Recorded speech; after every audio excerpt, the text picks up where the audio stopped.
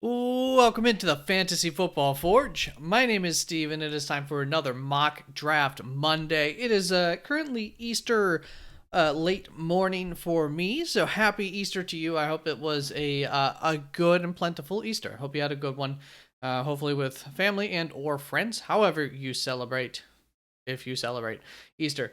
Other than that, uh, decent amount of new subscribers from the previous video. If you commented on that video and I did not respond back, I'm sorry. I just came off of a vacation coming into releasing that video, and I did respond to some comments, but frankly, the comments tend to get me a little worked up, a little annoyed. Most of all, if you're going to watch a video like this, you've probably already done this for those of you that are like this, but it helps to maybe get a little context around the picks before you start to talk smack about them in the comments, because the amount of people who will be like, bro thinks that so-and-so is going to go at pick 7 to this team, or that so-and-so is not going to go earlier, when I'll literally say in the video, I don't think that this is what will happen at this pick, but I want to explore if that were happening. If that would happen, how is that going to impact the rest of the draft? Or just like, hey, it's not likely, but we haven't done this before, want to explore that, etc.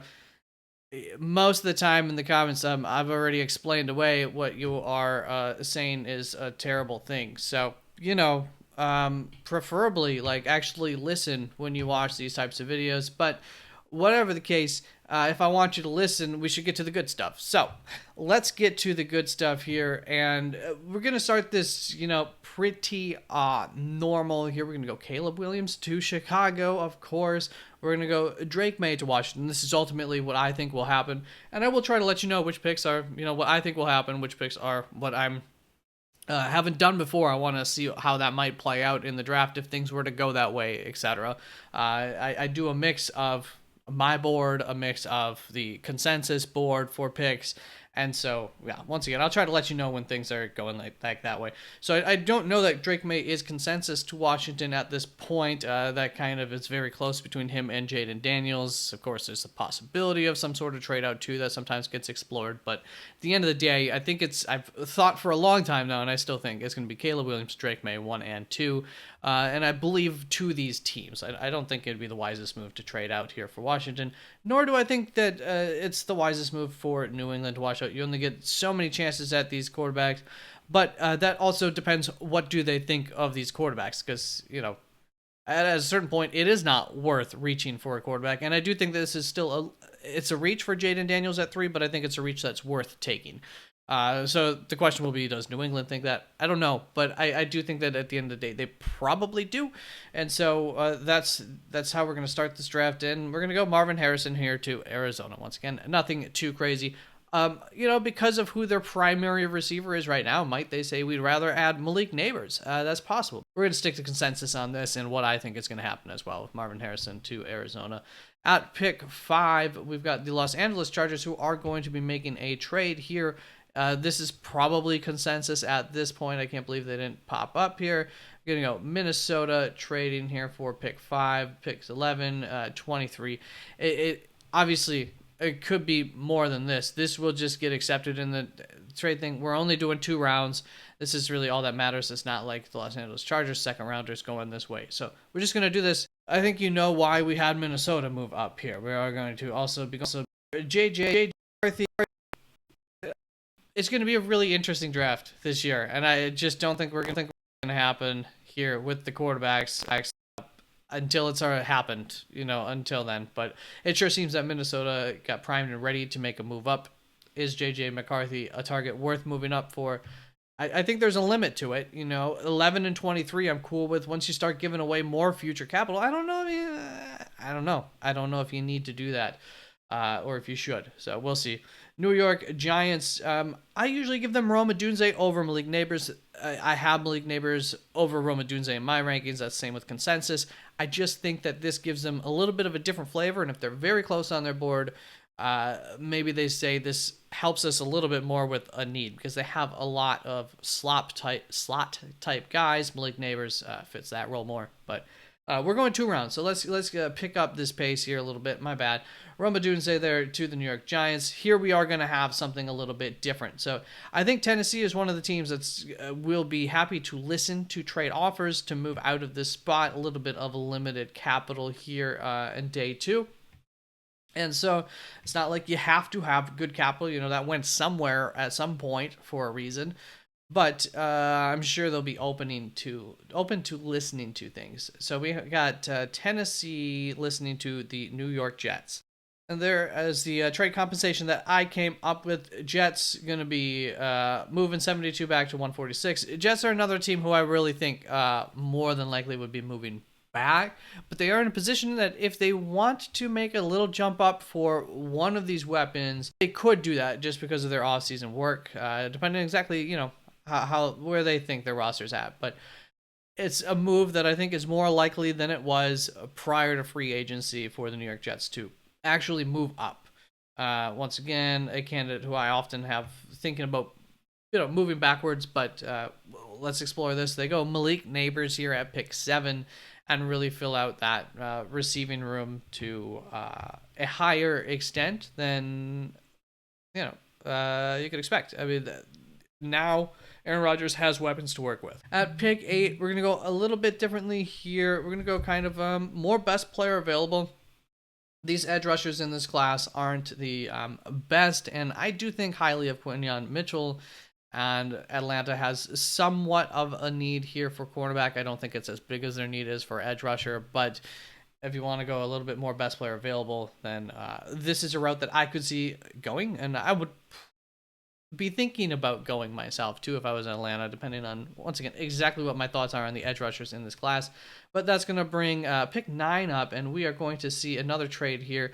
The trades are going to slow down for the second round. It was really just focusing on some fun trades here in the first round, and then the second round we can fly through. So here we are going to see Tennessee actually just making this little jump up. And this is what I came up to for compensation. So Tennessee obviously just moved backwards a short bit ago, but they're going to then jump up a spot here, secure that nobody else jumps Chicago, as Chicago apparently has made it known maybe that they are looking for a trade back. I had several teams looking to possibly trade up into this spot, but honestly, it was like a little bit further back than I felt like Chicago might want to jump backwards for. And so at the end of the day, this kind of worked out nicely for them, Tennessee. Just basically Chicago getting a 4th rounder from next year moved up to a 4th rounder for this year. Tennessee, the opposite, moving a 4th rounder back to a 4th rounder in the upcoming year. And that's all it is, really just swapping 4th rounds from one year to another between the two.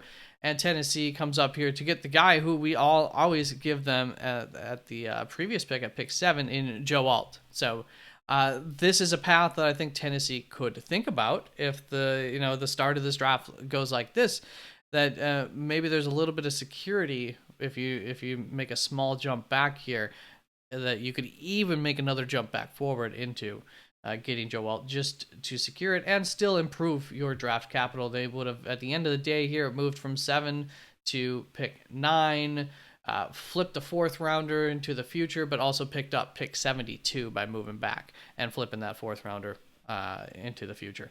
So not too shabby there, picking up pick 72. I think would be worth that little hop back, and they still get their guy. That's going to bring Chicago onto the board now, and we are going to go with my number 1 edge rusher. Who knows if they agree with that or not, but I'm going to give them Laiatu Latu. And the Los Angeles Chargers going to come on the board. Quinyon Mitchell down. So I decided we're going to go interior on the defense. They have other needs outside of cornerback, although I think that's their biggest, most pressing need. But now we got pick 11, 23. I looked at the board. I thought maybe this was the route that we should try. So I tried it out on, we'll see if it works out for them the best or not, kind of thing. That's going to bring the Broncos on the board. They're not going to be sticking here. We're going to move back as the Broncos. Very common for me to do this. The question is who's going to want to move up into this spot? And there may not be any takers, but there also might be, especially when you got a guy like Brock Bowers still on the board. So we're going to have Cincinnati here moving up, pick 80, a future 3rd round pick as well. So kind of 2/3 there to move up these 6 spots. And Cincinnati is going to be drafting. I just had to double check that. Brock Bowers here at pick 12. They do have several tight ends, but I don't think anything that would prevent them from adding Brock Bowers. And he's just a receiving threat that's going to help them into the future, as the receiving core will be changing sooner than later. And that's going to bring on the Las Vegas Raiders. And this is becoming, I think, quite the trendy pick here. And it makes a lot of sense that you need help on the offensive line. I really like Quinyon Mitchell here if he's available.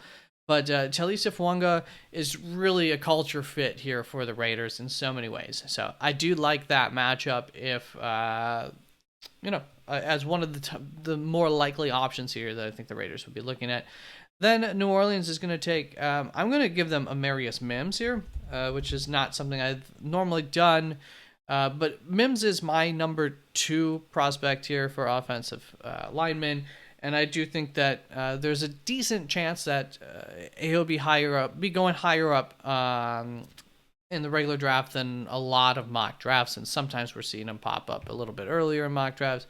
But he's just a really high upside with seemingly a good floor too, in a very limited amount of work. So there's a lot to like about Mims and the ceiling there for where he's at in his career. And that's going to bring another guy who is very young, in Terrion Arnold for Indianapolis. Very common pick there. I've done that quite a few times. Seattle here, we're going to get a little bit different. Usually Dallas Turner's taken, I think, a lot of times at this point in the draft, but he is my number 3 edge rusher.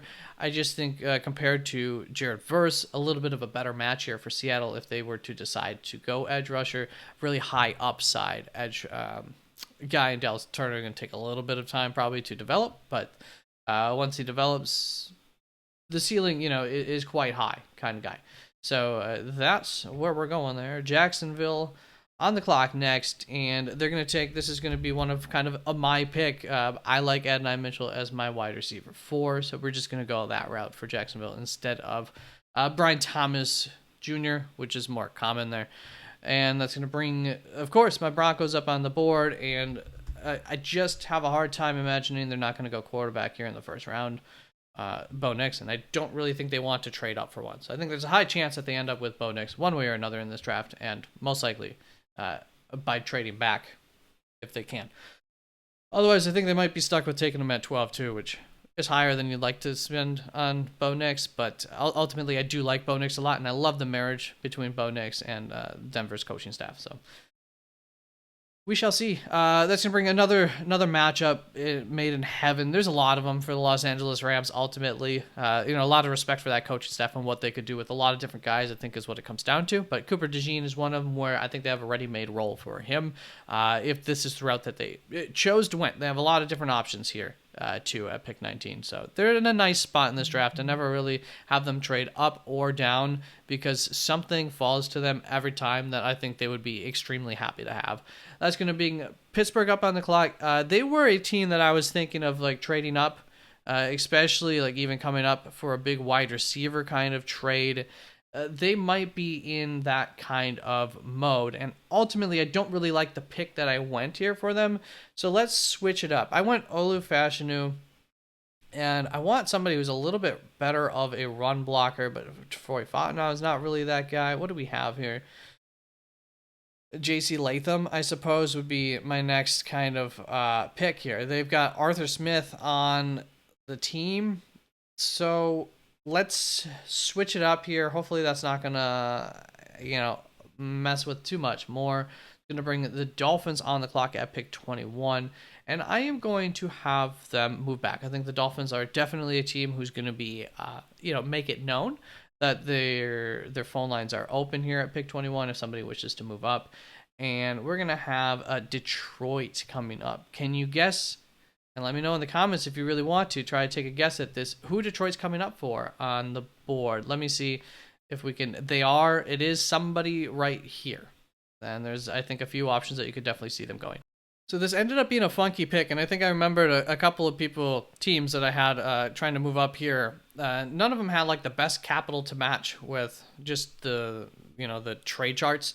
as far as making things work. So we got a little creative here. So Detroit Lions, maybe pay attention to this. This might be something that you could offer them. Pick 29, 73, and a future 5th for 21, and then a future 3rd from Miami. So moving that future capital up as well here, even though we are the ones paying to move up. Little interesting trade, but Miami's going to get something out of it as well, which is capital that they want now at pick 73. And so, like I said, some of the other teams that I had wanting to move up here, it didn't really have great trade terms either. So this is what we ended up doing here with Detroit. And Detroit's coming up for Jared Verse, by the way. Edge rusher. I think he would be a good culture fit there, good needs fit, everything. If if they get a little impatient, don't want to wait for him to fall, that would be the route to go. Philadelphia here at pick 22. We're going to go Troy Fawn now. Like that mix there. Maybe should have gone Olu Fashanu since I switched that up. We'll see where he ends up going. Chargers here at pick 23. Remember getting that from Minnesota via Cleveland at one point. And they're going to go Nate Wiggins here. So there you go. You get Nate Wiggins at pick 23 by going Byron Murphy here. Or you could have gone Terrion Arnold and gotten Jerzon Newton. And who knows, maybe Jerzon Newton's higher up on their board. And so they would have gone him up first or whatnot. But it's depending on what they think of these two interior defensive linemen, I think there is a decent chance that they could be gone by pick 23, whereas I think one of these cornerbacks probably makes it to pick 23. Dallas also had them getting J.C. Latham. We're going to go Olu Fashanu here. Best player available at a position of need. Definitely would fit that kind of mold. And they don't really have much of a running game right now, so, let's focus on helping that passing game out. That's going to bring the Green Bay Packers up on the clock. And here is one of the more interesting, this will probably make the thumbnail here. So, Brian Thomas Jr. This could be what they were hoping to get in not in every way, but in quite a few ways through Christian Watson, who just has not been available in 2 years in the league. Very unfortunate, and this is definitely not them giving up on Christian Watson, but they need some sort of alpha. I don't think Brian Thomas Jr. comes in as a standard prototypical X in terms of the skill set that he has year one, but hopefully by the end of year one or just into the future in Brian Thomas Jr. For the Packers, hopefully you get your X, and then you've got everybody else who they've done a really good job in the draft. I just don't know that they have that primary number one kind of target yet. So if they're going to go wide receiver in this draft, they should probably go early, get one of the top guys. And that's what we're going to do here by taking Brian Thomas Jr. for the Green Bay Packers. Just a fun, interesting route that they could go. One of the more complete rosters that they could afford to do that, especially with the capital they have here in day 2 of the draft. Then Buccaneers here. This is another one where Jackson Powers-Johnson, we continually have him go quite high in this draft. It's not common that centers go that high in the draft. So I kind of wanted to see him slipping down a little bit more. So that was very intentional, not having him go to some of the picks that I think commonly see him getting taken at. So there you go, JPJ. I also think Green Bay Packers could be interested in him as an immediate upgrade at center. They're okay at center, but they could use an improvement as well. Arizona here it's just always done, but Arizona's looking at this board, and their lips are juicing up. And Buffalo, I think honestly, Buffalo, Baltimore, probably maybe not so much San Fran, KC are all teams here who could be looking to trade out of the back end of this round if the right trade comes, and depending on what the board looks like, of course. But in this case, we are going to have a trade. I'm looking for it, and it is going to be Arizona. Once again, made that. I hinted at that fact, but Arizona coming up with paying up picks 35 and 90 here to come up to 28, and they're going to get 133, is it, in return? 144. In return there for that move. And Arizona comes up, I think, for Kool-Aid McKinstry. Another cornerback, too. Green Bay could definitely be interested in going that route, but I just really wanted to to go wide receiver for once in Green Bay and just kind of show that is a possibility for Green Bay, a very real possibility. just, not the most likely outcome that we expect. Dolphins, they traded back, and this is why they traded back. I think they felt that Grant Barton had a decent chance of making it past, and it didn't have to be making it this far. Another guy Green Bay definitely would be interested in, I'm sure. But it works out for Miami in the best way possible here with Grant Barton making it to pick 29. And in at pick 30, we've got the Ravens, who need some offensive line help. I do think that they, like Andrew Voorhees last year that they drafted, I think he was going to be a day 2 pick if it hadn't been for injuring himself at the combine, torn ACL that late in the process. Just absolutely tanked his stock more than I thought it would. So maybe he wasn't quite a day 2 pick, but early 4th round, I think, at the worst case scenario pick last year. He should be healthy and better, and I'm sure that's part of the reason that the Ravens, I don't think that they got rid of the offensive linemen that they had without any kind of confidence in what they have waiting in the wings, but I do think that they still need some more help in the draft, high-end help preferably, and they've shown a lot of interest in Jordan Morgan, so that's the route that we're going to go. And here, we're going to go Chopper Robinson to San Francisco. Apparently, that is a match for the kind of edge rusher that they like, and he is in the same realm as Dallas Turner, is very, very good athlete. Still needs some development as an edge rusher, as a technician, and all that. But outside of that, very, very high upside, and that's going to bring us to one more trade here in the first round, and we are going to see the Las Vegas Raiders coming up to ensure they can get what they get. Kansas City is going to, they're going to get rid of a future 4th, and we're going to see a 77 and a future 3rd. So a future 3rd, 4th swap, and Kansas City moving from 95 up to 77 as well to move back here. A fairly big move back. So let's see, this trade working a little bit in favor of Las Vegas, it would seem. I can't disagree with that. But that's going to be what we've got here. Las Vegas moving up for Michael Penix Jr. as their quarterback, and the quarterbacks are taken care of. All right, now let's get to the frosting on this cake. Like I said, not going to be a whole lot of trading. And right off the bat, Carolina does need help at center, so we're going to give them Zach Frazier here. I think a guy who could go in the first round. And Panthers, with this pick coming up shortly, they're not dedicated to having to take a wide receiver here between that and what they've done in free agency, which is going to bring us up to New England. Keon Coleman is going to be the pick here. Buffalo maybe could be a little bit disappointed in that, but either way, they had their eyes on a couple of guys here that they were willing to take, and Troy Franklin is going to be it to Buffalo after trading back a little ways. Washington could use some help on the O-line, and I don't think Tyler Guyton is the guy that he's not going to come in year 1 and grade extremely highly in terms of PFF grading and everything. I think that there will be some struggles because he struggled in college. But seemingly the NFL is quite high on him and the tools as a developmental prospect. So we're going to go Tyler Guyton in terms of we're past the consensus spot where he goes, and we like offensive linemen here anyways for Washington, so it all works out there. And then another wide receiver, they're just flying off the board. We're going to get the Chargers getting Ladd McConkey. And I'm going to, I think that this all works out really well for the Chargers here in this draft. I really like what they've got. Nate Wiggins, Ladd, and Byron Murphy there, or Jerzon Noon, whatever your flavor. I like that. So if this is how the real draft works out for the Chargers, I think this will be up there as far as the start goes for one of the best ways possible. That's going to bring Tennessee up on the board, and they could use some help in the trenches here with Darius Robinson. So that is the route we're going to go, helping a little bit on the trenches on each side of the ball to start this off. And Carolina, probably, maybe not their number 1 target, but we're going to give them Xavier Worthy here, a lot of speed, and more than just speed, but also a fragile guy is the biggest concern for Xavier Worthy. But I think that'll be an asset there that Carolina would be happy to have. Washington also needs some help at safety. Consensus pick here. Tyler Nubin is past the point of, or I would say at a point right around here where I'm okay with the safety getting taken. I don't think he'll get taken as high up as he is on Trevor Sycamores' board here, though.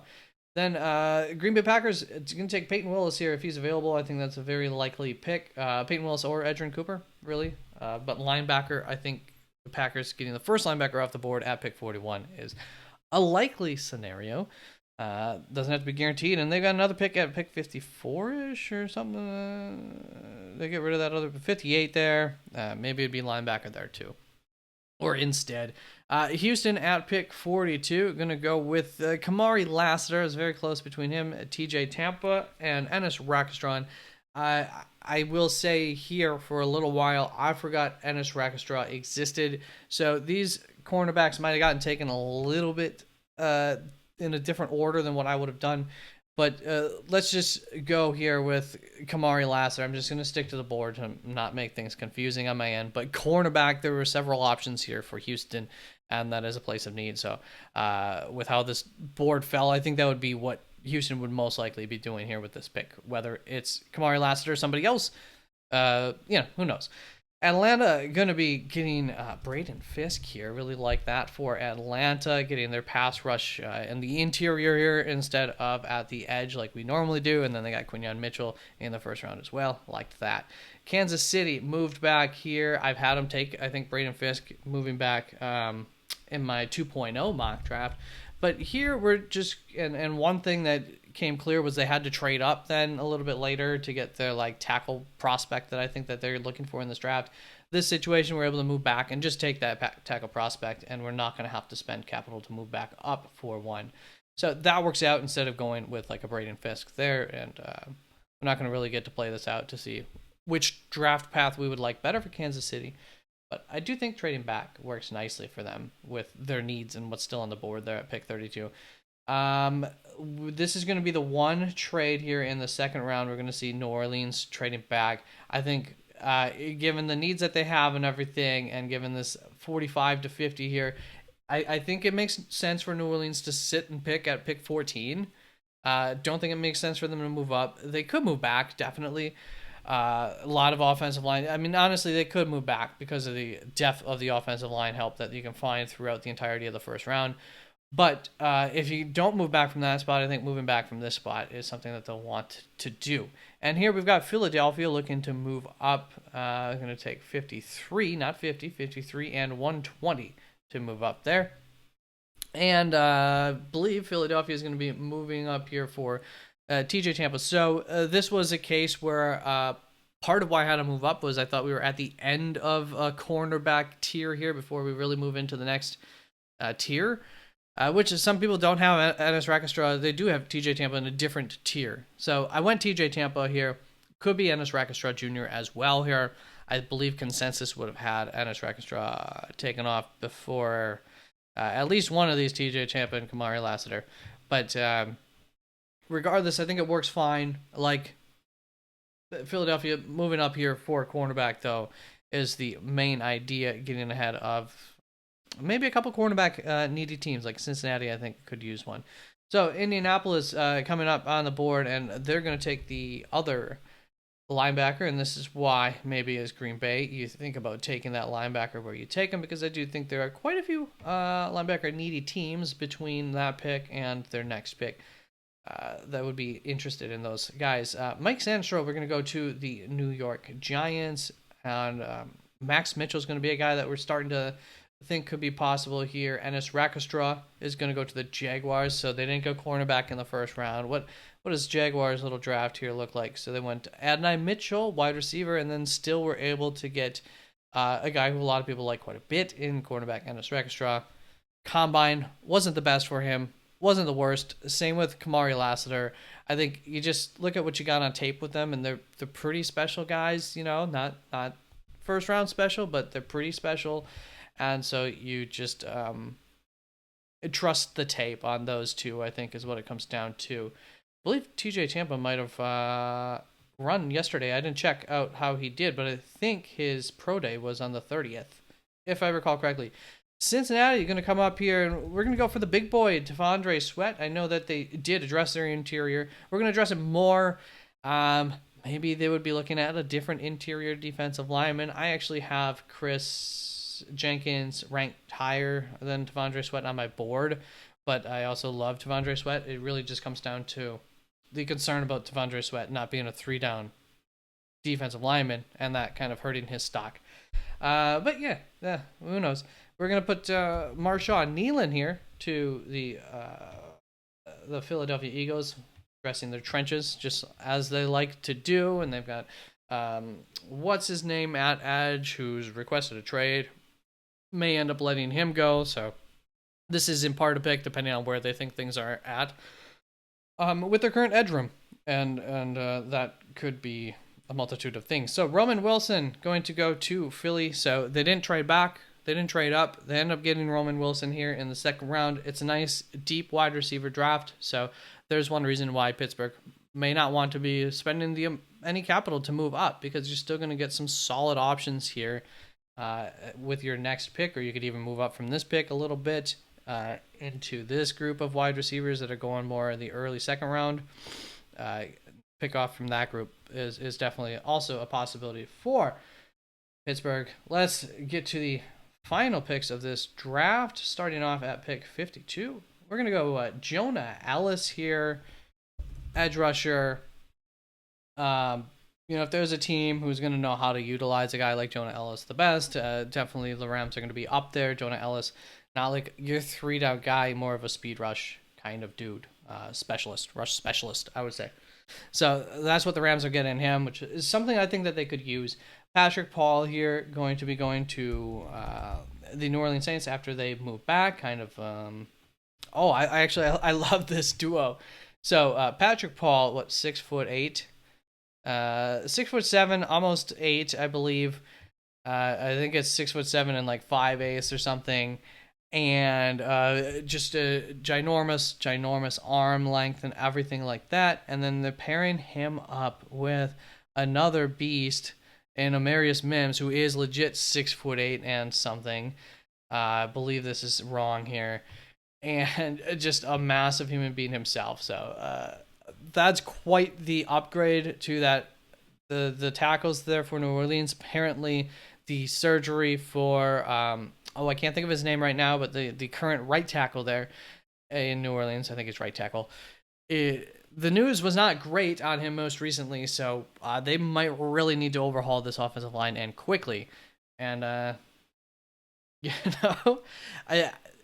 talk about getting yourself some big pillars on the edges there between Patrick Paul and Amarius Mims. That'd be pretty fun. Cleveland up on the board next. We're going to go Junior Colson for them. They need some help at linebacker.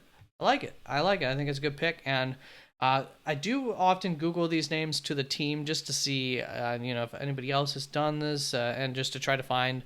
Also, if there's any news about teams talking to them. I think Junior Colson is one of them who they have talked to Cleveland Browns. The Cleveland Browns have shown interest in him. So I always like to see that. That gives me a little bit more faith when I'm taking some of these picks as well. Although a lot of times teams don't visit with the guy that they have interest in because they know that they want to take him and they don't want to tip their hand during the draft to other teams. That's going to bring the Dolphins on the clock. They're going to get their replacement on the interior of their defense with Rook Aro there. And here is something that I really like as in terms of, I think Dallas might do this. Jermaine Burton. Dallas has shown in the past that diva wide receivers, bad attitude wide receivers, is not something that they're afraid of bringing into the locker room. And Jermaine Burton at this point is already a value. He would probably be higher. He would definitely be going higher up on the board if it wasn't for his attitude concerns.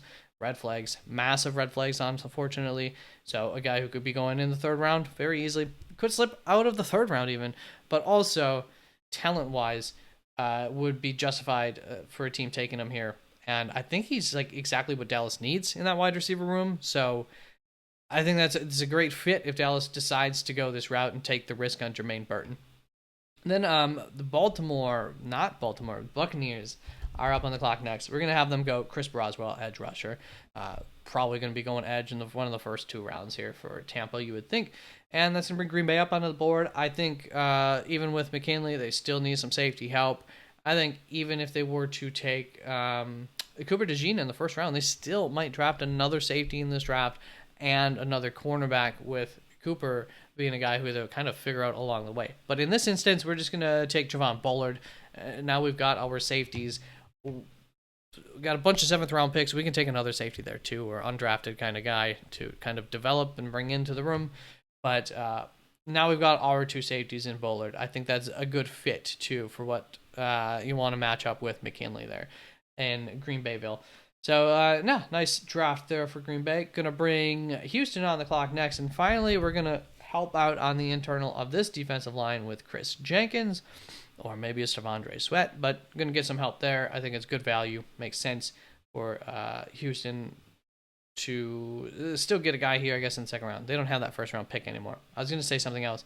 That's going to bring Buffalo on the clock next. We're going to go Kalen Bullock. They might have other preferences. It could be Jaden Hicks here that they would prefer, or something else. I give them Kalen Bullock. I think maybe I did see that they had shown some interest in Kalen Bullock. That might have helped me to pull that trigger as well. Also have him higher on my board than Jaden Hicks. But I could see Buffalo. He's a really scrawny guy. Maybe cold weather would be a concern with Kalen Bullock. I could see that being the case. It's going to bring us on to pick 61 with the Detroit Lions. And finally, we're going to get my guy, an absolute my guy off the board here in Max Melton, who's been rising. Stock value been rising as of late, finally. And so I've got the faith now to put him in the second round. And I think this could be just a wonderful draft here for Detroit as well. He moved up, got Jared Verse, and then Max Melton here. Two guys who I think can come in and help immediately into areas of need for Detroit. So I like that draft for them. As a Green Bay Packer fan, I don't love that, but I don't loving their draft. But whatever the case. Now here's where we're going to get one of those fits that just feels right, don't it? Xavier Legette to Baltimore, bring that toughness that they've often had as a mentality as a team, and even at wide receiver at times in history.